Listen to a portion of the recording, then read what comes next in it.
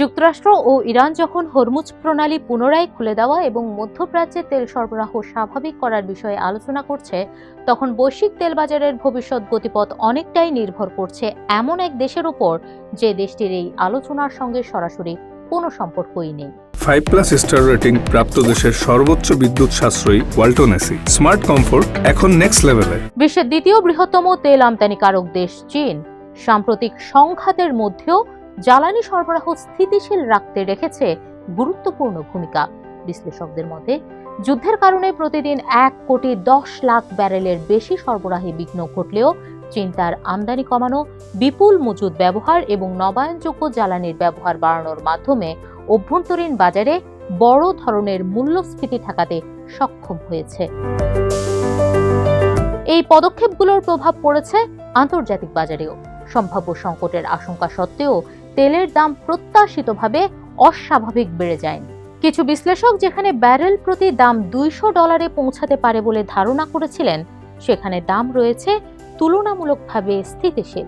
Energy think tank অ্যাম্বারের বিশ্লেষক ডান Walter বলেন, চীন এক্ষেত্রে একটি গুরুত্বপূর্ণ বাফার হিসেবে কাজ করেছে, যা এশিয়া এবং বৈশ্বিক অর্থনীতিকে স্থিতিশীল রাখতে সাহায্য করেছে।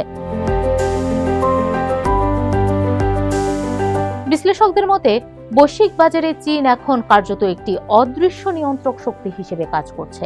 সোসিয়েতে জেনারেলের এক গবেষণায় বলা হয়েছে, বৈশ্বিক সরবরাহে 14% বিঘ্ন ঘটলেও দাম অতটা না বাড়ার পেছনে বড় ভূমিকা রেখেছে চীনের আমদানি নিয়ন্ত্রণ।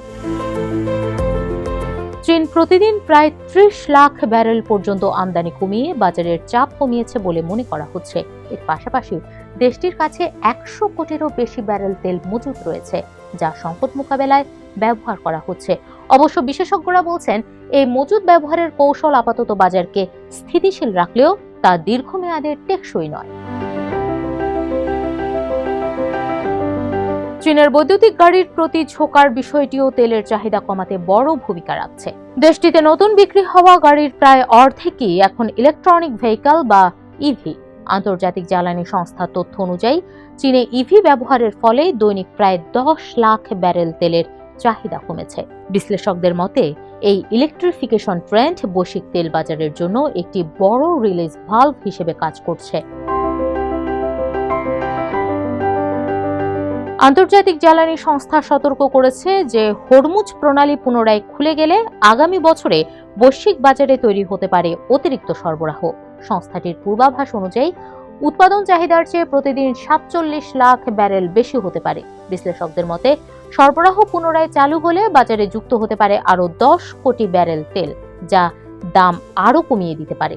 এছাড়া নিষেধাজ্ঞা শিথিল হলে ইরানের তেল উৎপাদন পুনরায় বাড়তে পারে। এতে বাজারে তৈরি হতে পারে নতুন সমীকরণ। যদিও ইরানি তেল নিয়ে চীনের আগ্রহ কি হবে তা এখনো অনিশ্চিত। এমন প্রেক্ষাপটে চীন কি আবার বড় পরিমাণে তেল কিনে বাজারে ভারসাম্য আনবে, নাকি বৈদ্যুতিক শক্তি ও মজুদ ব্যবস্থার মাধ্যমে নিজেকে আরও আত্মনির্ভরশীল করে তুলবে, তা নিয়ে বিশেষজ্ঞদের মতভেদ রয়েছে।